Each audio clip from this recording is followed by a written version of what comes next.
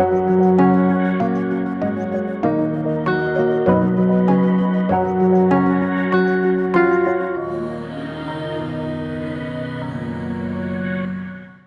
മാതാവിന് ഈശോയ്ക്കും നന്ദി പറഞ്ഞുകൊണ്ട് ഞാൻ മാർച്ച് എൻ്റെ യൂട്യൂബിൽ സാക്ഷ്യം, ഞാനിവിടെ പറഞ്ഞ സാക്ഷ്യം യൂട്യൂബിലുണ്ട്. അതേപോലെ തന്നെ അച്ഛൻ അതൊരു ഞായറാഴ്ചത്തെ ഉടമ്പടി ധ്യാനത്തിൽ മൊത്തം വിവരിച്ചതാണ്. മാർച്ച് കഴിഞ്ഞ 2025 മാർച്ച് 16 യൂട്യൂബിൽ അടിച്ചു നോക്കി കഴിഞ്ഞാൽ കാണാൻ എൻ്റെ സാക്ഷ്യം. ഞാനത് പറയാൻ കാരണം ആ സാക്ഷ്യം നിങ്ങളെല്ലാവരും കേട്ടിരിക്കേണ്ടതാണ്. അതായിരുന്നു ഞങ്ങളുടെ ജീവിതം. സാക്ഷിയല്ല, അതായിരുന്നു ജീവിതം. പിന്നെ ഇപ്പോഴത്തെ ഉടമ്പടി ധ്യാനത്തിൽ അച്ഛൻ പറഞ്ഞിട്ടുണ്ട്, കണ്ണീരോടെ ഈ മാതാവിൻ്റെ അടുത്തേക്ക് വരുന്നവർ സന്തോഷത്തോടെയാണ് പോവാറെന്ന്. അതേപോലെ തന്നെയാണ് ഞങ്ങളുടെ ജീവിതത്തിൽ. ഇന്ന് ഞങ്ങൾ നിൽക്കുന്നത് യൂറോപ്പിലെ ജോലിക്കാരായിട്ടാണ്. ഞങ്ങളിവിടെ വരുമ്പോൾ ജീവിക്കാൻ എന്ത് ചെയ്യണം, ജീവിതത്തിന് ഒരു മാർഗ്ഗമില്ലാണ്ടായിരുന്നു ഞങ്ങൾ ഈ കൃപാസനത്തിൻ്റെ പടി കയറിയത്. എൻ്റെ 2 കൈക്ക് ടെന്നീസ് എൽബോ ആയിരുന്നു. അതുകൊണ്ട് എനിക്ക് ജോലി ചെയ്യാൻ പറ്റില്ലായിരുന്നു. ഞാൻ കുർബാനയ്ക്ക് പോകാറില്ല. അങ്ങനെയുള്ള കാര്യങ്ങളാണ് എൻ്റെ സാക്ഷ്യത്തിലുള്ളത്.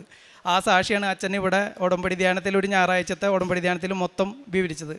പിന്നെ ഞാൻ ചെന്നത് അതിശയകരമായിട്ടാണ് ഗ്രീസിൽ എനിക്ക് ജോലി കിട്ടിയത്. ഗ്രീസിൽ ഞാൻ ജോലി ചെയ്യുമ്പോൾ, ഞാൻ ജോലി ചെയ്യുന്ന പ്രൊവിൻസിൽ മലയാളിയായിട്ട് ആകെ ഒരാൾ ഞാൻ മാത്രമേ ഉള്ളൂ. ബാക്കി എല്ലാവരും ഗ്രീക്കാണ് അവിടെ, പിന്നെ പഞ്ചാബി, പാകിസ്ഥാനി അങ്ങനെയുള്ള ആൾക്കാരാണ്. ഈ കേരളത്തിൽ ഷെഫായിട്ട് ജോലി ചെയ്യണ ഒരാൾ ഞാൻ മാത്രമാണ് എന്നുള്ളത് പോലെയാണ് അവിടെ എനിക്ക് ജോലി കിട്ടിയത്. കാരണം ബാക്കി ഇത്രപ്പെടുത്ത കഴിവും യോഗ്യതയൊക്കെ ഉള്ള ഒരുപാട് ആൾക്കാരുണ്ടായിട്ടും ഞാൻ ഒരാളാണ് ഏറ്റവും കുറഞ്ഞ സർവീസ് ചാർജിൽ എനിക്ക് മാതാവ് അവിടെ ജോലി തന്നത്. അതെല്ലാം കിട്ടിയത് ഈ ഉടമ്പടിയിലൂടെയാണ്. എനിക്കാകെ നിങ്ങളോട് പറയാനുള്ള ഒറ്റൊരു കാര്യം, ഉടമ്പടിയിലുള്ള വളർച്ച നമുക്ക് കണ്ണീരോടെ കാണാൻ പറ്റില്ല. ഇപ്പോൾ ഈ അടുത്ത് സോഷ്യൽ മീഡിയയിലൊക്കെ കണ്ട പോലെ ചൈന മുളയുടെ കാര്യം പറഞ്ഞ പോലെയാണ്. 5 വർഷം നമ്മൾ ഈ വിത്ത് വിട്ട് കഴിഞ്ഞാൽ ഇതിൻ്റെ വളർച്ച പുറത്തേക്ക് വരില്ല. പിന്നെ ഒരു 5 വർഷം നമ്മൾ കറക്റ്റായിട്ട് വെള്ളവും വളവും കൊടുക്കുമ്പോൾ ആ 5 വർഷത്തിന് ശേഷം ഒറ്റൊരു വർഷം 40 മീറ്റർ ഹൈറ്റിലേക്ക് ഈ മുള വലുതാവും എന്ന് പറഞ്ഞ പോലെയാണ് ഞങ്ങളുടെ ജീവിതത്തിൽ, ഞങ്ങളുടെ അനുഭവത്തിലുണ്ടായ ഉടമ്പടി അനുഭവങ്ങൾ. എൻ്റെ ഭാര്യ 9 ഉടമ്പടി പുതുക്കി, ഞാൻ 5 ഉടമ്പടി പുതുക്കി. ഇതിനൊക്കെ ഞങ്ങൾ എല്ലാവരും മുന്നിലൂടെ കാണുമ്പോൾ പലർക്കും ഞങ്ങൾക്ക് പറയാനായിട്ടൊന്നും പറ്റണ്ടായില്ല. എന്ത് ചെയ്യും, ഞങ്ങൾ ബിസിനസ് നടത്തി അത് പൊളിഞ്ഞു, പുറത്തേക്ക് പോകാൻ പറ്റുന്നില്ല, ഞാൻ ചെയ്യാത്ത ജോലികളില്ല. അങ്ങനെ നിൽക്കുന്ന സമയത്താണ് പിന്നെ ഉടമ്പടിയിലുള്ള വളർച്ച പെട്ടെന്നായിരുന്നു. ഞാൻ പോയി എൻ്റെ 2 മാസം കഴിഞ്ഞപ്പോൾ എൻ്റെ വൈഫിന് പോകാനുള്ളതൊക്കെ റെഡിയായി, അവൾ പോയി. ഇപ്പോൾ ഞങ്ങൾ 2 പേരും ശനിയാഴ്ച കൊച്ചി എയർപോർട്ടിൽ വന്നിറങ്ങി. അവിടുന്ന് നേരെ ഇന്നലെ ഞായറാഴ്ചയായി കാരണം വരാൻ പറ്റിയില്ല. ഇന്നിപ്പോൾ ഞങ്ങൾ ഇങ്ങോട്ട് വന്നത് 26 പേരെ ഞങ്ങളുടെ കൂടെ കൊണ്ടുവന്നിട്ട് ഉടമ്പടി ഇടിപ്പിച്ചിട്ടും അതിനകത്ത് സാക്ഷ്യം പറയാനുള്ളവരുണ്ട്, അവർ ഉടമ്പടി പുതുക്കാനുള്ളവരുണ്ടായിരുന്നു. ഇവരെയൊക്കെ ഞങ്ങൾ പ്രേക്ഷിത പ്രവർത്തനം പോലെ ചെയ്യുന്നതാണ്. അതേപോലെ നിങ്ങൾ ഒരിക്കലും ഈ ഉടമ്പടി ധ്യാനം ഇത് ഡെയിലി ബ്രെഡും മുടക്കരുത്. എൻ്റെ ജീവിതത്തിൽ എനിക്കവിടെ ഓർത്തഡോക്സ് പള്ളിയാണ് ഏറ്റവും കൂടുതലുള്ളത്. നമ്മുടെ മലയാളം കുർബാനകളില്ല. ഞാനാകെ, അതേപോലെ എൻ്റെ വൈഫിനും ഞങ്ങൾക്ക് ലാംഗ്വേജ് അറിയില്ല, അവിടുത്തെ ഭാഷകൾ അറിയില്ല. കാരണം ഞങ്ങൾ പോയത് ഞങ്ങളുടെ കഴിവുകൊണ്ടല്ല, മാതാവിൻ്റെ അനുഗ്രഹം കൊണ്ടും ഇതുകൊണ്ടും മാത്രമാണ് പോയത്. അപ്പോൾ അച്ഛൻ്റെ ഡെയിലി ബ്രെഡ് ഞങ്ങൾ ഒരിക്കലും മുടക്കാറില്ല. അതേപോലെ ഉടമ്പടി ധ്യാനം, അച്ഛൻ്റെ ഒരു ഉടമ്പടി ധ്യാനം, ഒരു ടോക്കുകളോ ഞങ്ങൾ മുടങ്ങാണ്ട് കേൾക്കും. അതാണ് ഞങ്ങളുടെ ഏറ്റവും വലിയ വിജയം. അതേപോലെ തന്നെ നിങ്ങൾ ഉടമ്പടി ഞങ്ങളുടെ ജീവിതത്തിൽ ഏറ്റവും വലിയ ഷോർട്ട് കട്ടായിട്ട് തോന്നുന്നത്, നമ്മൾ ഉടമ്പടി എടുക്കുമ്പോൾ സോഷ്യൽ മീഡിയയിലുള്ള മറ്റുള്ള ചാനലുകളും മറ്റുള്ള കാര്യങ്ങളൊക്കെ നമ്മൾ അൺലൈക്ക് ചെയ്തിട്ട് കൃപാസനത്തിൻ്റെ സ്റ്റാറ്റസാണ് ഞങ്ങൾ 2 പേരും ഇടാറ് എല്ലാ ദിവസത്തെ ഡെയിലി ബ്രെഡിലും. അതേപോലെ ഉടമ്പടി ധ്യാനങ്ങളാണ് ഞങ്ങൾ പങ്കുവയ്ക്കാറുള്ളത്. അതേപോലെ ഞങ്ങളുടെ എൻ്റെ സോഷ്യൽ മീഡിയ അക്കൗണ്ടുകളിൽ ഞാൻ ഈ ഉടമ്പടി എടുത്തതിന് ശേഷം ഇന്ന് വരെ ഷെയർ ചെയ്തിരിക്കുന്നതൊക്കെ ഇതിലുള്ള സാക്ഷ്യങ്ങളും ഉടമ്പടി ധ്യാനങ്ങളുമാണ്. അതാണ് ഞങ്ങളുടെ ഏറ്റവും വലിയ മൂലധനം. അവിടെ നിന്നാണ് ഞങ്ങളുടെ ഈ വിജയങ്ങൾക്കൊക്കെ നിങ്ങളുടെ മുമ്പിൽ ഇങ്ങനെ നിൽക്കാനും ഈ സാക്ഷ്യം പറയാനും ഞങ്ങൾ അനുവദിച്ചത്. അതേപോലെ നിങ്ങൾ ഉറച്ചു വിശ്വസിച്ചോ, നിങ്ങളിവിടെ ഒരു കാര്യം മാതാവിൻ്റെ അടുത്ത് ഏൽപ്പിച്ചിട്ടുണ്ടെങ്കിൽ നിങ്ങളത് മറന്നാലും മാതാവ് അത് നിങ്ങളുടെ ജീവിതത്തിലേക്ക് കൊണ്ടുവന്ന് തന്നിരിക്കും, അത് ഉറപ്പാണ്. അതിൻ്റെ വളർച്ച നമ്മളൊന്നും പ്രതീക്ഷിക്കാത്ത പോലെ ആയിരിക്കും. അച്ഛനിപ്പോൾ അടുത്ത ഡെയിലി ബ്രെഡിൽ പറയണ്ടായിരുന്നു, ബൈബിൾ വചനത്തിൽ പറയണ പോലെ അമർത്തിക്കൂലിക്ക് നമ്മുടെ മടിയിലേക്ക് ഇട്ട് തരും. അത് 100% സത്യമാണെന്ന് ഞങ്ങളുടെ ജീവിതം കൊണ്ട് ഞങ്ങൾ അനുഭവിച്ചറിഞ്ഞതാണ്. അതുകൊണ്ട് തന്നെ ഞങ്ങൾക്ക് ഇവിടെ വരണത് ആവശ്യമില്ല, ആവേശമാണ്. അപ്പോൾ അതുപോലെ തന്നെയാണ് നിങ്ങളുടെ അടുത്ത് ഓരോരുത്തരുടെ അടുത്തും പറയാറുള്ളത്. നമ്മളിപ്പോൾ ഒരു AC വണ്ടിയിലിരുന്നിട്ട് ജനലുകളൊക്കെ തുറന്നിട്ട് AC ഓണാക്കിയിട്ട് അതിൻ്റെ തണവ് പോകും എന്ന് പറഞ്ഞ പോലെയാണ് നിങ്ങൾ ഈ ഉടമ്പടി പ്രാർത്ഥന കേട്ടും ധ്യാനം കൂടിയും ഇത്രയും ത്യാഗം എടുത്ത് ഉടമ്പടിയൊക്കെ എടുത്തിട്ട് നിങ്ങൾ ഈ സോഷ്യൽ മീഡിയയിൽ റീൽസുകളും മറ്റും കണ്ട് നമ്മൾ പ്രാർത്ഥിച്ച് കഴിയുമ്പോൾ നമുക്ക് കിട്ടണ വിശുദ്ധിയും നമുക്ക് കിട്ടണ കൃപയും ചോർന്നു പോകും. നമുക്കതിൻ്റെ സോഴ്സ് നമുക്ക് കിട്ടില്ല. നമുക്ക് സ്ട്രോങ് ആയിട്ട് നിൽക്കണമെങ്കിൽ നമുക്ക് ഈ വക കാര്യങ്ങളൊക്കെ ഒഴിവാക്കി കഴിഞ്ഞ് നിങ്ങൾ ശ്രമിച്ചാൽ, ഞാൻ എൻ്റെ ജീവിതത്തിൽ നിന്നും ഞങ്ങളുടെ ജീവിതത്തിൽ നിന്നും പറയണ്, നിങ്ങളുടെ എല്ലാ അനുഗ്രഹങ്ങളും ആഗ്രഹങ്ങളും സാധിച്ചു കിട്ടും. അത് ഉറപ്പാണ്. ഞങ്ങളുടെ അനുഭവത്തിലാണ് ഞങ്ങൾ പറയുന്നത്. ആരൊക്കെ എന്തിനൊക്കെ പറഞ്ഞാലും എത്രയൊക്കെ നിങ്ങൾ മറന്നുപോയാലും മാതാവിനെ ഏൽപ്പിച്ചിട്ടുണ്ടെങ്കിൽ മനുഷ്യരോടല്ല, നമ്മൾ ദൈവത്തോടാണ് പ്രതിജ്ഞ ചെയ്യണത്, ഉടമ്പടി ചെയ്യണത്. അപ്പോൾ അത് നമുക്ക് കിട്ടും. പിന്നെ ഞങ്ങളുടെ സാക്ഷ്യങ്ങളും പ്രവേശിത പ്രവർത്തനങ്ങളൊക്കെ ഞങ്ങൾ പറഞ്ഞു. ഇനി അധികം നീട്ടി കൊണ്ടുപോകണില്ല. അപ്പോൾ എല്ലാവരുടെയും പ്രാർത്ഥനയും നിങ്ങളുടെ പ്രാർത്ഥനകളിൽ ഞങ്ങൾ ഓർക്കണം. ഞങ്ങൾക്ക് കിട്ടിയ ജോലിയും മറ്റുള്ള കാര്യങ്ങളെക്കാട്ടിയും ഞങ്ങളുടെ ആത്മീയ ജീവിതവും കുടുംബജീവിതവും നല്ല രീതിയിൽ മുന്നോട്ട് പോകാനാണ് നിങ്ങൾ പ്രാർത്ഥിക്കേണ്ടത്. കാരണം ജോലി, ആരോഗ്യം ഇതൊന്നും സ്ഥിരമായിട്ട് നിൽക്കില്ല. ഞങ്ങൾക്ക് നമ്മൾ ഒരു വാക്കും കൂടി ഞാൻ നിങ്ങളോട് പറയാൻ ഓർമ്മിക്കുകയാണ്. നമ്മൾ ബൈബിള് ഉൽപ്പത്തി തൊട്ട് വെളിപാട് വരെയുള്ള പുസ്തകങ്ങൾ വായിക്കുമ്പോൾ ഓരോ സമയങ്ങളിലും ഓരോ കാലഘട്ടങ്ങളിൽ ദൈവം ഓരോരുത്തരെ ഉയർത്തിയിട്ടുണ്ട്. അത് ഇസ്രായേൽ ജനത്തിനെ രക്ഷിക്കാനും പിന്നെ അത് കഴിഞ്ഞ് ഈശോയുടെ ജനനത്തിന് മുമ്പ് സ്ഥാപയോനായിട്ടും, പിന്നെ അതേപോലെ തന്നെയാണ് ഇപ്പോഴത്തെ സാഹചര്യത്തിൽ കൃപാസനം എന്നത് ഒരു സ്ഥാപയോനാൻ്റെ ഒരു ചരിത്രം പോലെയാണ്. അച്ഛൻ്റെ പണ്ടത്തെ കാലങ്ങളിലുള്ള ഞാൻ എപ്പോഴും ആലോചിക്കാറുണ്ട്, എങ്ങനെയാണ് ഈ കൃപാസനത്തിൽ ഇത്ര അത്ഭുതങ്ങൾ ഇങ്ങനെയൊക്കെ നടക്കണത്, എങ്ങനെ പറ്റണ്? ഞങ്ങളുടെ ജീവിതത്തിൽ നടക്കണ അത്ഭുതം തന്നെ ഞങ്ങൾക്ക് വിശ്വസിക്കാൻ പറ്റണില്ല. പിന്നെയാണ് നമ്മൾ അച്ഛൻ്റെ ചെറുപ്പകാലങ്ങളിലുള്ള ബാല്യകാലവും ജോസഫ് അച്ഛൻ്റെ ജീവിത ചരിത്രമൊക്കെ നമ്മളിങ്ങനെ ഇപ്പോൾ ഡെയിലി ടോക്കിലൊക്കെ അച്ഛൻ പറയുമ്പോഴാണ് നമ്മളതറിയണത്. ഇത് മാതാവ് ഇന്നലെയും പ്ലാൻ ചെയ്തിരിക്കുന്നതല്ല, ഈശോ ഇന്നലെയും പ്ലാൻ ചെയ്തിരിക്കുന്നതല്ല. അച്ഛൻ ജനിക്കണേക്കാട്ടി മുമ്പ് അച്ഛൻ്റെ അപ്പച്ചൻ്റെ ലൂർദ് മാതാവിൻ്റെ ഒരു രൂപത്തിൻ്റെ കാര്യമൊക്കെ അച്ഛൻ ഡെയിലി ടോക്കിൽ പറയാറുണ്ട്. അപ്പോൾ ഇതൊക്കെ കാലങ്ങൾക്ക് മുമ്പേ മാതാവും ഈശോയും തീരുമാനിച്ച കാര്യങ്ങളാണ് ഈ കൃപാസനം. അതുകൊണ്ടാണ് ഇവിടെ നമുക്കൊരിക്കലും വിശ്വസിക്കാൻ പറ്റാത്ത സാക്ഷ്യങ്ങളാണ് നമ്മുടെ ജീവിതത്തിലും നമ്മളും കാണേണ്ടി വരുന്നത്. ആർക്കും പറഞ്ഞാൽ വിശ്വസിക്കാൻ പറ്റില്ല. ഞങ്ങളുടെ സാക്ഷി ഞങ്ങൾക്ക് തന്നെ വിശ്വസിക്കാൻ പറ്റില്ല, പിന്നെ മറ്റുള്ളവർക്ക് എങ്ങനെ പറഞ്ഞ് വിശ്വസിക്കാൻ പറ്റുമോ? അപ്പോൾ അങ്ങനെയുള്ള കാര്യങ്ങളാണ്. അപ്പോൾ നമ്മൾ ഒരിക്കലും ഇത് നിത്യതയിലേക്കാണ് അച്ഛൻ പറയണത്. ഞങ്ങൾ ഉറപ്പിച്ചിരിക്കണത്, ഞങ്ങൾക്ക് ഇനി എന്ത് നഷ്ടം വന്നാലും എന്തൊക്കെ വന്നാലും ഞങ്ങളുടെ ജീവിതത്തിൽ ഉടമ്പടി കഴിഞ്ഞിട്ട് ഉള്ളൂ ബാക്കി എന്തും. തിരുക്കുമാരനും 1000 നന്ദി പറഞ്ഞുകൊണ്ട് എൻ്റെ പേര് സിമി ജെയ്സൺ. ഞാൻ ഇരിങ്ങാലക്കുട രൂപത കൊടകര ഇടവകയിൽ നിന്ന് വരുന്നു. ഞാൻ 2022 സെപ്റ്റംബർ മാസത്തിലാണ് ആദ്യമായി ഉടമ്പടി എടുത്തത്. ഉടമ്പടി എടുക്കാനുണ്ടായിരുന്ന കാരണം എന്ന് പറഞ്ഞാൽ ഹസ്ബൻഡിൻ്റെ ഒരു ആരോഗ്യസ്ഥിതിയെ വെച്ചിട്ടായിരുന്നു. അന്ന് ഉടമ്പടി എടുക്കുമ്പോൾ എഴുതിയിരുന്ന 5 നിയോഗങ്ങൾ സാധിച്ചു കിട്ടി. ഒരു നിയോഗം മാത്രമാണ് സാധിക്കാണ്ടിരുന്നത്. ബാക്കി 5 കാര്യങ്ങളും ഞാനിവിടെ സാക്ഷ്യം പറഞ്ഞതായിരുന്നു. ഞാനൊരു നേഴ്സാണ്. അപ്പം എഴുതി വെച്ച ഒരു നിയോഗം എന്ന് പറഞ്ഞത്, എനിക്ക് ഒരു 8-9 കൊല്ലമായിട്ട് എനിക്ക് ഗ്യാപ്പ് ഉണ്ടായിരുന്നു, ഞാൻ ജോലി ചെയ്യുന്നുണ്ടായിരുന്നില്ല. അപ്പോൾ എനിക്ക് ഒന്നെങ്കിൽ നാട്ടിലോ അല്ലെങ്കിൽ വിദേശത്തോ ഒരു ജോലി വേണം. അത് എവിടെ വേണം എന്ന് എനിക്കറിയില്ല. അത് മാതാവിനോട് ഞാൻ, നടക്കാത്ത കാര്യങ്ങളാണല്ലോ എഴുതാൻ അച്ഛൻ പറയാറ്, അതുകൊണ്ട് ഞാൻ അത് നടക്കില്ല എന്ന് വിചാരിച്ചിട്ട് എഴുതി വെച്ചു. വന്നിട്ട് മാതാവിനോട് പറഞ്ഞു, എനിക്കറിയില്ല അത് എവിടെയാണ് എനിക്ക് വേണ്ടതെന്നൊന്നും എനിക്കറിയില്ല, ജോലി വേണമെന്ന് എനിക്ക് ആഗ്രഹമുണ്ടെന്ന് എഴുതി. അത് കഴിഞ്ഞ് ഒരു മാസം കഴിഞ്ഞപ്പോൾ എനിക്ക് പെട്ടെന്നൊരു ചാൻസ് വന്നു. ഇറ്റലിയിലേക്ക് നേഴ്സുമാർക്ക് വേക്കൻസി ഉണ്ട്, താല്പര്യം ഉണ്ടെങ്കിൽ അപ്ലൈ ചെയ്യാൻ പറഞ്ഞു. ഞാൻ അങ്ങനെ അപ്ലൈ ചെയ്തു. അപ്ലൈ ചെയ്ത് കഴിഞ്ഞപ്പോൾ അവിടുന്ന് അവർ ഒരു ക്യാഷ്വൽ ടോക്കായിട്ട് വിളിച്ചു. അവർ പറഞ്ഞു, ഓക്കെ നീ സെലക്റ്റാണ് എന്ന് പറഞ്ഞ് അവരൊരു 28 പേരോളം സെലക്ട് ചെയ്ത് വെച്ചിട്ടുണ്ടായിരുന്നു. അതൊരു ഗ്രൂപ്പാക്കി ഒരു 3 മാസത്തോളം അവർ ഞങ്ങൾക്ക് ഒരു ഇറ്റാലിയൻ ക്ലാസ് തന്നു, ലാംഗ്വേജ് പഠിക്കാൻ വേണ്ടി തന്നു. അതിൻ്റെ ഇടയിൽ ഞങ്ങളോട് പറഞ്ഞു, നിങ്ങളുടെ ഡോക്യുമെൻ്റ് എല്ലാം നിങ്ങൾ തന്നെ പ്രോസസ്സ് ചെയ്യണം. അങ്ങനെ ഞാൻ പ്രോസസ്സിങ്ങിന് കൊടുത്തു. അപ്പോൾ അവർ പറഞ്ഞിട്ടുണ്ടായിരുന്നു, ആ മാസം 2022 ഡിസംബറിലേക്ക് പ്രോസസ്സിങ് കഴിഞ്ഞ് സർട്ടിഫിക്കറ്റ് എല്ലാം ഇറ്റലിയിലേക്ക് അയച്ചു തന്നാലാണ് ഞങ്ങൾക്ക് നിങ്ങളെ സെലക്ട് ചെയ്ത് ഇവിടെ ജോലിക്ക് എത്തിക്കാൻ പറ്റുള്ളൂ, ബാക്കി കാര്യങ്ങളൊക്കെ നിങ്ങളുടെ കയ്യിലാണെന്ന് പറഞ്ഞിരുന്നു. അതേപോലെ ഞാൻ ഇവിടെ ഒരു അങ്കമാലി ഏജൻസിയിൽ എൻ്റെ പേപ്പറുകൾ കൊടുത്തു. പക്ഷേ ഡിസംബറിലായപ്പോഴേക്കും എനിക്ക് ആ പേപ്പറൊന്നും കിട്ടിയില്ല, പ്രോസസ്സിങ് നടന്നില്ല. ജനുവരി കഴിഞ്ഞു എൻ്റെ കയ്യിൽ ആ പേപ്പർ കിട്ടുമ്പോൾ. അങ്ങനെ ഞാനത് ഇറ്റലിയിലേക്ക് അവർക്ക് അയച്ചു കൊടുത്തു. എൻ്റെ പേപ്പർ അയച്ചതിന് ശേഷമാണ് എൻ്റെ ബാച്ചിൽ 28 പേരിലും പേപ്പറുകൾ അവിടേക്ക് അയച്ചു കൊടുത്തത്. പക്ഷേ എൻ്റെ ഒരു നിർഭാഗ്യവശാൽ ഞാൻ അയച്ചു കൊടുത്ത പേപ്പർ അവർ മാറ്റിവെച്ച് ബാക്കി ഒരു 5 പേര് അവർ സെലക്ട് ചെയ്ത് എന്നിൽ ശേഷം പോയ പേപ്പറുകളിൽ 5 പേര് പോയി. ഞാൻ പോയില്ല. പിന്നെ ഒരു 2-3 മാസത്തോളം അവിടുന്ന് വേറെ റിപ്ലൈകളൊന്നും വന്നില്ല. എൻ്റെ സർട്ടിഫിക്കറ്റ് എല്ലാം ഇറ്റലിയിലാണ്. ഞാൻ അവരെ നിരന്തരം വിളിച്ചു, അല്ലെങ്കിൽ മെസ്സേജ് ചെയ്തു, മെയിൽ ചെയ്തു, ഒന്നിനൊരു റിപ്ലൈ ഉണ്ടായിരുന്നില്ല. ഒരു 3 മാസത്തിന് ശേഷം അവിടുന്ന് അവരൊരു മെയിൽ അയച്ചു, ഇവിടുത്തെ വേക്കൻസി എല്ലാം കംപ്ലീറ്റ് ആയി, നിങ്ങളുടെ പേപ്പർ വരാൻ വൈകിയ കാരണമാണ്, അതുകൊണ്ട് ഇനി നിങ്ങൾക്ക് ഞങ്ങൾ വേണമെങ്കിൽ ഒരു ചാൻസ് തരാം. വേറെ 2-3 സ്ഥലത്തേക്ക് അവരൊരു ഏജൻസി പോലെ തന്നു, അവർ നിങ്ങളെ ഇൻ്റർവ്യൂവിന് വിളിക്കുമെന്നൊക്കെ പറഞ്ഞു. ഈ 3 മാസം അവർ ഞങ്ങൾക്ക് ഇറ്റാലിയൻ ക്ലാസ് തന്ന ഒരു ബേസിലാണ് അവർ പറഞ്ഞ് ഇൻ്റർവ്യൂവിന് നിങ്ങളെ വിളിക്കുന്നത്. എനിക്ക് വലിയ കാര്യമായിട്ട് ഇറ്റാലിയനൊന്നും അറിയില്ലായിരുന്നു. അതുകൊണ്ട് തന്നെ അവർ വിളിച്ചൊരു 3-4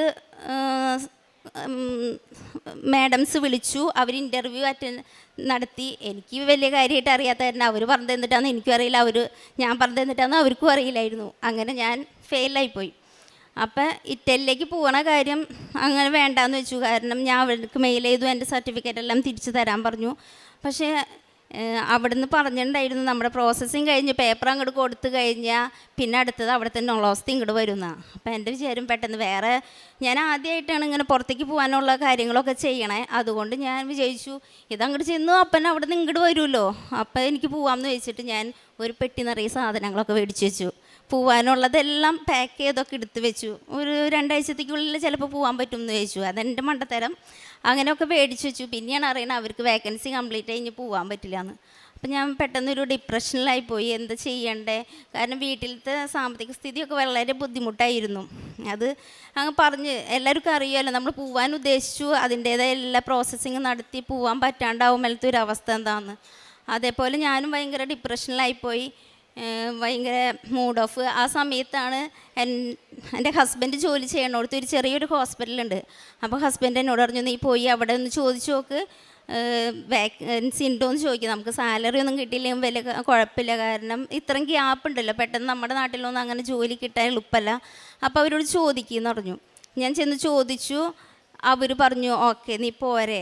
ഞാൻ എത്രയും ഇതായിട്ട് പറയുന്നത് ഇത് എൻ്റെ മുന്നത്തെ സാക്ഷ്യത്തിൽ പറഞ്ഞ കാരണമാണ്, ഇതിൻ്റെ ഒപ്പം ഇത് കൂട്ടിച്ചേർക്കേണ്ടത് ഉള്ള കാരണമാണ് അങ്ങനെ പറഞ്ഞത്. അങ്ങനെ എനിക്ക് അവിടെ ജോലി കിട്ടി കുഴപ്പമില്ലാത്തൊരു സാലറി അവർ തന്നു. അപ്പം ഞാൻ വിചാരിച്ചു, ഞാൻ മാതാവിനോട് പറഞ്ഞത് എന്തുവാ, എനിക്ക് ഒന്നെങ്കിൽ ഇവിടെ ജോലി വേണം അല്ലെങ്കിൽ വിദേശത്ത് വേണമെന്നല്ല. അപ്പം മാതാവ് എനിക്ക് തന്നത് ഇവിടെയാണ്. അപ്പോൾ ഓക്കെ, എല്ലാ കാര്യം സെറ്റായി. ഇവിടെ ജോലിക്ക് ഞാൻ പോയി തുടങ്ങി. അതിൻ്റെ ഇടയിൽ ഞാൻ അങ്ങനെ സാക്ഷ്യങ്ങൾ കേൾക്കും, അല്ലെങ്കിൽ വിദേശത്ത് പോയി ആരെങ്കിലുമൊക്കെ സ്റ്റാറ്റസ് ഇടുന്ന കാണുമ്പോൾ ഞാൻ അങ്ങനെ മാതാവിനോട് കാഷ്വലായിട്ട് പറയും, എന്നാലും എന്നെ ചതിച്ചില്ലേ ഇത്.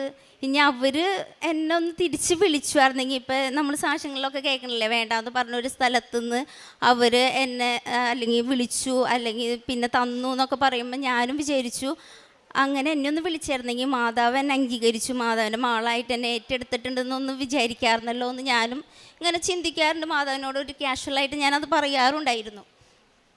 പിന്നെ മാതാവ് അപ്പിയൊന്നും വിളിച്ചില്ല കേട്ടോ. അത് കഴിഞ്ഞ് ഒരു 2 കൊല്ലങ്ങൾക്ക് ശേഷം 2025 ഓഗസ്റ്റ് മാസം ഒരു രാത്രി എനിക്ക് ഇറ്റലിയിൽ നിന്ന് ഒരു കോള് വന്നു. ആ കോള് വന്നിട്ട് അവർ എന്നോട് ആദ്യമായിട്ട് ചോദിച്ച കാര്യം, നീ എന്ത് ചെയ്യുന്നു, നീ ജോലിക്ക് പോകണ്ടോ എന്ന് വെച്ചു.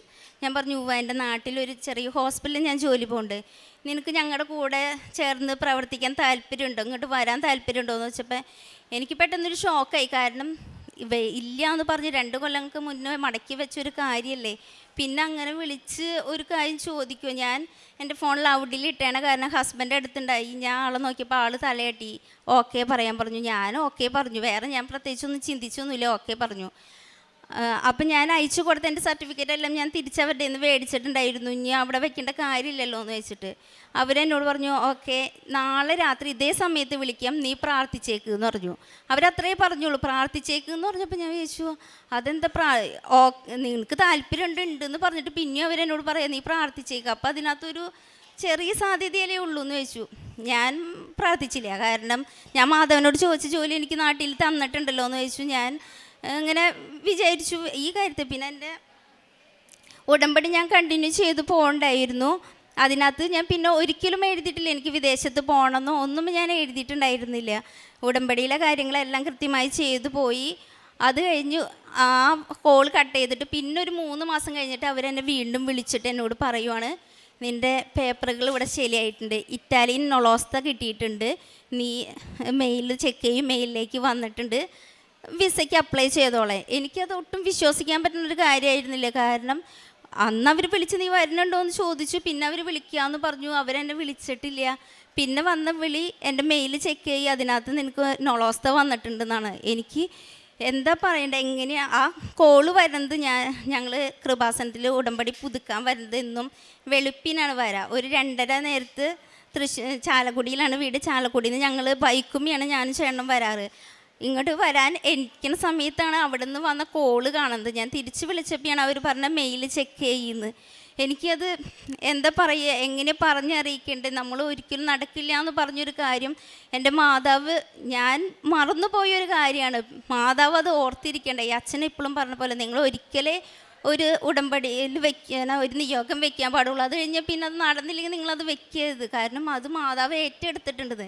ഞാനത് ഉറപ്പായിട്ടും വിശ്വസിക്കുന്നത് എൻ്റെ മാതാവ് എനിക്കത് ഏറ്റെടുത്ത് തന്നതാണ്. അങ്ങനെ എൻ്റെ പ്രോസസ്സിങ് എല്ലാം കഴിഞ്ഞ് വിസയുടെ ഇത് കൊടുത്തു. എനിക്ക് VFSൽ അപ്പോയിൻമെൻറ്റ് കിട്ടി. മെയ് 2025 മെയ് 2 എനിക്ക് ടിക്കറ്റായിരുന്നു. എനിക്ക് അന്ന് ഇവിടെ വന്ന് സാക്ഷ്യം പറയാൻ പറ്റിയില്ല, അതുകൊണ്ടാണ് ഞാൻ ഇപ്പോൾ വന്നത്. അങ്ങനെ ഞാൻ ഇറ്റലിയിൽ പോയി, അവിടെ ചെന്നു. കുഴപ്പമില്ലാത്ത നല്ലൊരു ജോലി. ഞാൻ അവിടെ ചെല്ലുമ്പോൾ എനിക്ക് ലാംഗ്വേജ് ഒന്നും വലിയ കാര്യമായിട്ടൊന്നും അറിയില്ല. എന്തൊക്കെയോ കുറച്ചൊക്കെ അറിയാം. അവർ പറയുന്നത് എന്താണെന്ന് അവർക്കിടെ ബോഡി ലാംഗ്വേജ് കണ്ടാണ് ഞാൻ മനസ്സിലാക്കാറ്. പക്ഷേ ഒരു 4 മാസത്തിന് ശേഷം അവർ ഞങ്ങൾ തനിച്ച് ജോലിക്കിട്ട് തുടങ്ങി, തന്നെ നൈറ്റ് എടുക്കാൻ തുടങ്ങി. എന്തൊക്കെയോ എൻ്റെ ഒരു ഇതല്ല.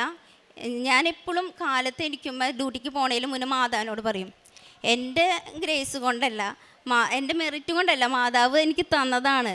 അതുകൊണ്ട് എങ്ങനെയാണെന്ന് വെച്ചാൽ നോക്കിക്കോളൂ. എനിക്ക് അവർ പറഞ്ഞത് എന്താണെന്നറിയില്ല, അവർ പറയുന്നത് എനിക്ക് മനസ്സിലാവണില്ല. അപ്പം നീ തന്നെ കേൾക്കുക, എന്നിട്ട് നീ തന്നെ അവരോട് പറയുക. എന്നിലൂടെ വേണം അത് പറയാൻ, എനിക്കായിട്ട് അത് ഒന്നും ചെയ്യാൻ പറ്റില്ല എന്ന് പറഞ്ഞിട്ടാണ് ഞാൻ എന്നും. ഇതേപോലെ ഈശോനി മാതാവിന് ശല്യപ്പെടുത്തുന്ന ഒരാളുണ്ടാവില്ല. കാലത്ത് എനിക്ക് 5:30 ഡെയിലി ബ്രെഡ് എന്നും കൂടും. അത് കഴിഞ്ഞ് ഡ്രസ്സ് മാറി കഴിയുമ്പോൾ ഞാൻ വീണ്ടും മുട്ടൂത്തിയിട്ട് വീണ്ടും എത്തിക്കും തിരികെ എത്തിച്ച്. കാരണം എനിക്ക് ടെൻഷനാണ്. അവിടെ ചെന്നിട്ട് എനിക്ക് കുറച്ച് ടെൻഷൻ കൂടുതലുള്ള ആളാണ്. അവിടെ ചെന്ന് എന്താ ചെയ്യണ്ടേ, എങ്ങനെയാണ് ചെയ്യണ്ടേന്നൊന്നും അറിയില്ല. നമ്മുടെ നാടല്ല, ലാംഗ്വേജ് അറിയണില്ല. അപ്പം പ്രാർത്ഥിച്ച് ഞാൻ ഇറങ്ങും. അത് കഴിഞ്ഞ് അവിടെ ഒരു ചെറിയൊരു ചാപ്പലുണ്ട്. വീണ്ടും ഞാൻ അവിടെ കയറും, ഡ്യൂട്ടിക്ക് കയറുന്നതിന് മുന്നേ. എന്നിട്ട് വീണ്ടും പറയും, ദിവ്യകാര്യമുണ്ട് അവിടെ, എഴുന്നള്ളി ശിച്ചുണ്ട്. എൻ്റെ ഈശോയെ എന്നെ നാണം കെടുത്തരുത് കേട്ടാ, എന്നിട്ടാന്ന് വെച്ചതേ പറഞ്ഞേക്ക് ചെയ്തേക്ക്, എനിക്കറിയില്ല. ഇന്നേ വരെ അങ്ങനെയാണ് എൻ്റെ റുട്ടീൻ പോയിരുന്നത്. അപ്പം ഞാൻ വിചാരിക്കും, ഇതേപോലെ ശല്യപ്പെടുത്തേണ്ട ഒരാൾ ചിലപ്പോൾ ഉണ്ടാവില്ല. ഇത്രയ്ക്ക് മാത്രം ദൈവത്തിന് കൂട്ടുപിടിച്ചിട്ടാണ് ഞാൻ എൻ്റെ ജോലി ചെയ്യണത്. അത് കഴിഞ്ഞപ്പോൾ ഇങ്ങനെ ഇടയ്ക്കിടയ്ക്ക് ഓരോ കുഞ്ഞു കുഞ്ഞു കാര്യങ്ങളുണ്ടാകുമ്പോൾ ഞാൻ വിചാരിക്കും, ദൈവമേ ഞാൻ അവിടെ വന്ന് സാക്ഷ്യം പറഞ്ഞില്ല, മാതാവിനെയും ഈശോനെയും മഹത്വപ്പെടുത്താണ്ടല്ലേ ഞാൻ ഇങ്ങ് പോകുന്നത്. അപ്പോൾ എനിക്ക് എത്രയും പെട്ടെന്ന് തിരിച്ചു പോകണം, സാക്ഷ്യം പറയണം. അപ്പോൾ തിരിച്ചു പോരാൻ ലീവ് കിട്ടാൻ എന്താ വഴിയെന്ന് ചോദിച്ചു കഴിഞ്ഞപ്പോഴാണ് പറഞ്ഞത്, അവിടുത്തെ കാർഡുകളൊക്കെ കിട്ടണമെന്ന്. ആർക്കും ഒരു കൊല്ലത്തിനുള്ളിൽ കാർഡ് കിട്ടിയതായിട്ട് അവിടെ ആരും മലയാളീസിനെ അറിയില്ല. നിങ്ങൾ അപ്ലൈ ചെയ്യുന്ന പറഞ്ഞേ. അങ്ങനെ ഞങ്ങളുടെ ശ്രുത്തൂരയിൽ ചോദിച്ച് അതിൻ്റെ പേപ്പറുകളൊക്കെ കൊടുത്തു. പക്ഷേ ഇതെപ്പോൾ കിട്ടും, എങ്ങനെ കിട്ടുമെന്ന് അറിയില്ല. എനിക്കാണെങ്കിൽ ഇവിടെ വന്ന് സാക്ഷ്യം പറയും വേണം. ഈ പേപ്പറുകളെല്ലാം കൊടുത്തു കഴിഞ്ഞിട്ട് ഒരു ദിവസം ഞാൻ ഡെയിലി ബ്രെഡ് കൂടുമ്പോൾ അച്ഛൻ പറയാണ്, നിങ്ങൾ എന്തിനു വേണ്ടിയാണോ ആഗ്രഹിക്കണേ, ഏത് ഡോക്യുമെൻറ്റിന് വേണ്ടിയാണോ ആഗ്രഹിക്കണേ, നിങ്ങൾക്ക് അത് നടന്ന് കിട്ടിയെന്ന് നിങ്ങൾ വിചാരിക്കുക, അങ്ങനെ നന്ദി പറയണം. അപ്പം ഞാൻ അന്നത് കേട്ടിട്ട് ഞാൻ ഡ്യൂട്ടിക്ക് പോയി. എനിക്ക് അപ്പം ഒന്നും ചെയ്യാൻ പറ്റില്ല. അന്ന് വൈകിട്ട് ഞാൻ പ്രയർ എത്തിക്കുമ്പോൾ സായാഹ്ന പ്രാർത്ഥന കഴിഞ്ഞപ്പോൾ ഞാൻ എൻ്റെ ഈ ഉടമ്പടി പത്രികയിൽ ഒരു വെള്ള പേപ്പറിൽ എഴുതി വെച്ചു, മാതാവേ എനിക്ക് ഈ കൊല്ലം ഡിസംബർ മാസം ആകുമ്പോഴേക്കും എൻ്റെ കാർഡിനെ കുറിച്ച് എന്തെങ്കിലും ഒരു അറിവ് കിട്ടണം. എനിക്ക് നാട്ടിൽ പോകേണ്ടതാണ്. എനിക്ക് കാർഡൊന്നും വേണ്ട, ഇത് എന്ന് കിട്ടുന്ന ഒരു മെയിൽ, ഒരു മെസ്സേജ് എന്തെങ്കിലും ഒന്ന് എനിക്ക് വരണേന്ന് ഞാൻ ഇതിനകത്ത് എഴുതി വെച്ചു. അന്ന് കിടന്നുറങ്ങി. പിറ്റേ ദിവസം കഴിഞ്ഞ് അതിൻ്റെ പിറ്റേ ദിവസം ഞാൻ കാലത്ത് എണീക്കുമ്പോൾ എൻ്റെ ഫോണിലൊരു നോട്ടിഫിക്കേഷൻ വന്നിട്ടുണ്ട്. ഞാനത് എടുത്ത് നോക്കിയപ്പോൾ ഇറ്റാലിയനിൽ വന്നേണേ. അപ്പം എനിക്ക് ട്രാൻസ്ലേറ്ററിലിട്ട് വായിച്ചെടുക്കാനൊന്നും നേരമില്ലാത്ത കാരണം ഞാൻ ഡ്യൂട്ടിക്ക് കയറി. കുറച്ച് നേരം കഴിഞ്ഞ് ഞാനത് വായിച്ചു. ആദ്യം ഞാൻ വായിച്ചപ്പോൾ എനിക്ക് മനസ്സിലാവണില്ല, ഇത് തന്നെയാണോ ഇതിൻ്റെ അർത്ഥം എന്നറിയാൻ വേണ്ടി ട്രാൻസ്ലേറ്ററിലിട്ടു. അപ്പം അതിൽ വന്നത് ആ മാസം ആ കൊല്ലം 2020, അതായത് ജനുവരി, ഞാൻ ഒക്ടോബർ മാസത്തിൽ എഴുതി വെച്ചത് നവംബർ 26 8:30 അവിടുത്തെ കമ്മ്യൂണയിൽ എനിക്ക് അപ്പോയിൻമെൻ്റാണ് കിട്ടിയത്. എൻ്റെ പെർമിസോ സൊജോർണോ, അതായത് ഇറ്റാലിയൻ കാർഡ് അപ്ലൈ ആയിട്ടുണ്ട്. അത് വന്ന് മേടിക്കാനുള്ള എൻ്റെ നോട്ടിഫിക്കേഷനാണ് വന്നത്. എനിക്ക് വിശ്വസിക്കാൻ കഴിയില്ല, കാരണം ഞാൻ എഴുതി വെച്ചിട്ട് 2 ദിവസമേ ആയിട്ടുള്ളൂ. എൻ്റെ മാതാവ് എനിക്ക് വേണ്ടി ഇത്രയ്ക്കും കാര്യങ്ങൾ ചെയ്ത് തരുന്നതിനെ കുറിച്ച് ഓർത്തിട്ട് എനിക്ക് ആ സമയത്ത് ഞാൻ തരിച്ചു പോയി. എന്താ ചെയ്യേണ്ടതെന്ന് ഞാൻ ചേട്ടനെ വിളിച്ചു പറഞ്ഞു, എനിക്കിങ്ങനെ കാർഡ് കിട്ടുമെന്ന് പറയുന്നുണ്ട്, എനിക്കറിയില്ല ഉറപ്പാണോ എന്നൊന്നും അറിയില്ല എന്ന് പറഞ്ഞു. അത് കഴിഞ്ഞ് നവംബർ മാസം 26 ചെന്നപ്പോൾ സത്യമാണ് കാർഡാണ് കിട്ടിയത്. അത് കഴിഞ്ഞ് 4 കാർഡും വേറെ 3 കാർഡും കൂടിയും കിട്ടാണ്ട് ഈ കാർഡ് വെച്ചിട്ട് വേണം ആ കാർഡുകൾ കിട്ടാൻ. അങ്ങനെ 4 മാസം 15 ദിവസം ഗ്യാപ്പിൽ ഈ ബാക്കിത്തെ കാർഡുകളെല്ലാം കിട്ടി. പിന്നെ അടുത്തത് എനിക്ക് ലീവ് ചോദിക്കണമായിരുന്നു. അവിടെ ചെന്നിട്ട് ലീവ് ചോദിക്കാൻ എനിക്ക് പേടി, വന്നിട്ടല്ലേ ഉള്ളൂ, എങ്ങനെയാണെന്നറിയില്ല. എന്നാലും ഞാൻ ചോദിച്ചു, അവിടുത്തെ കോർഡിനേറ്ററിച്ചോട് ചോദിച്ചു ലീവ് തരുമോ എന്ന് ചോദിച്ചു. ഞങ്ങൾ ഒരു 3 പേരുണ്ട് മലയാളീസ്. ചോദിച്ചു കഴിഞ്ഞപ്പോൾ അവർ ചോദിച്ചപ്പോൾ എന്നെ പറഞ്ഞു, ഞാൻ പ്രാർത്ഥിച്ചിട്ടാണ് പോയി, മാതാവിൻ്റെ ഉപ്പ് എടുത്തിട്ടുണ്ടായിരുന്നു, ആ മാഡത്തിൻ്റെ ഓഫീസിൻ്റെ ഫ്രണ്ടിൽ ഇട്ടിട്ടുണ്ടായിരുന്നു, മാഡം തരണേ എന്ന് വിചാരിച്ചു. കാരണം ആർക്കും അത്ര പെട്ടെന്നൊന്നും അവർ ലീവ് കൊടുക്കില്ല. എന്നാലും ചോദിക്കാമെന്ന് വെച്ച് പോയതാണ്. മാതാവിൻ്റെ ഉപ്പിട്ട് പ്രാർത്ഥിച്ചിട്ട് ചോദിച്ചു കഴിഞ്ഞപ്പോൾ അവർ പറഞ്ഞു, നിങ്ങൾക്ക് എന്നാ പോകണ്ടേ? ഏപ്രിലിൽ പോവുകയാണെങ്കിൽ 22 ദിവസം ലീവ് തരുള്ളൂ, മെയ്യിലാണെങ്കിൽ ഞാൻ 27 ദിവസം തരാമെന്ന്. അപ്പം ഞങ്ങൾ നോക്കിയപ്പോൾ ഇവിടെ വരണ്ടേ, എന്നാൽ മെയിൽ മതി എന്ന് പറഞ്ഞു. മെയിൽ ഞങ്ങൾക്ക് 3 പേർക്കും ഒരുമിച്ച് അവർ ലീവ് തന്നു. ആ ലീവ് ഞങ്ങൾ പറഞ്ഞതിന് പിറ്റേ ദിവസം തന്നെ ഞങ്ങൾ ടിക്കറ്റ് എടുത്തത് മെയ് 30 ടിക്കറ്റ് കിട്ടി. അപ്പം ഞങ്ങളോട് പറഞ്ഞത് ഏപ്രിൽ 30 ടിക്കറ്റ് കിട്ടി, മെയ് 1 തുടങ്ങി മെയ് 31 വരെ ലീവ് തരാം, ഒറ്റൊരു മാസം ലീവ് തരാമെന്ന് പറഞ്ഞേ. പക്ഷെ ഞങ്ങൾക്ക് ഏപ്രിൽ 30 ടിക്കറ്റ് കിട്ടിയണേ. ഇതുകൊണ്ട് ചോദിക്കാൻ ചെല്ലുമ്പോൾ എന്താവും അവർക്ക് പ്രതികരണം എന്നറിയാത്ത കാരണം പേടിച്ച് കാണിച്ചു ടിക്കറ്റ്. ഞങ്ങൾക്ക് ഇങ്ങനെയാണെന്ന് പറഞ്ഞു കഴിഞ്ഞപ്പോൾ അവർ പറഞ്ഞു, ഓക്കെ നിങ്ങൾ പോയിക്കോ, 30 പോയിക്കോ, പക്ഷെ നിങ്ങൾ ജൂൺ 1 ഇവിടെ ഡ്യൂട്ടിക്ക് ഉണ്ടായിരിക്കണം. അവരത്രേ പറഞ്ഞോളൂ. എൻ്റെ മാതാവ് ചെയ്തു തന്ന ഏറ്റവും വലിയ അനുഗ്രഹമായിരുന്നു ഈ ലീവ്. ഞാൻ വന്നത് ഈ മെയ് 2 ഇവിടെ എത്തിയത്. പിന്നെ ഇന്നലെ ഞായറാഴ്ച ആയ കാരണമാണ് വരാൻ പറ്റാണ്ടിരുന്നത്.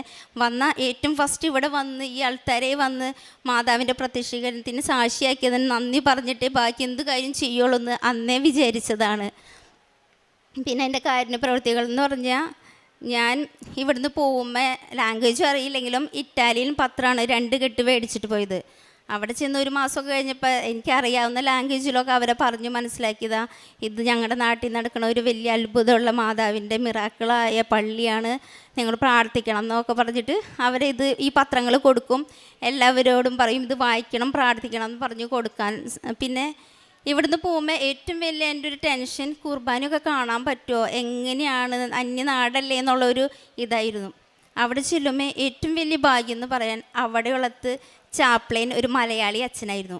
പിന്നെ 3 ആഫ്രിക്കൻ സിസ്റ്റേഴ്സാണ്. അവിടെ എല്ലാ ദിവസവും കുർബാനയുണ്ട്.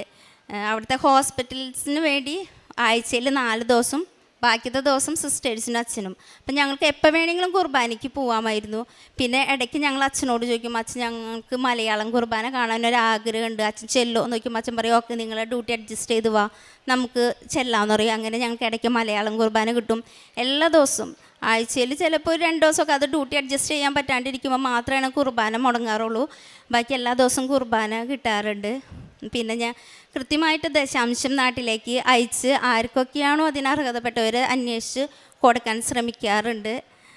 പിന്നെ പലരും ഞങ്ങൾക്ക് പറ്റുന്ന സാഹചര്യത്തിൽ വിളിച്ച് ഞങ്ങൾ വണ്ടിയൊക്കെ അറേഞ്ച് ചെയ്ത് ഇവിടെ കൊണ്ടുവന്ന് ഞങ്ങൾ അവിടെയാണെങ്കിലും ഉടമ്പടിയിൽ എടുക്കാൻ അവർക്ക് ഒരു പ്രചോദനം കൊടുക്കാൻ ശ്രമിക്കാറുണ്ട്.